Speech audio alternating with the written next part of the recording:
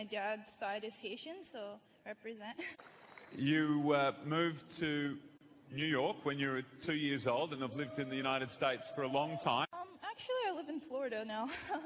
But you're very proudly Haitian, so represent. Japanese, obviously. But yeah, I mean, of course, I'm really honored to be playing for Japan, and my dad's side is Haitian, so represent. What will this victory mean for the people back home? My dad's side is Haitian, so represent. For the people back home, for both sets of fans who will be watching this for you? I forgot the rest of your question, sorry. What will this victory mean for both sets of fans who will be watching this for you?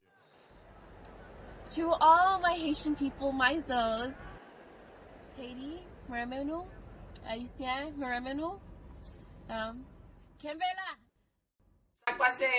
Have a great day.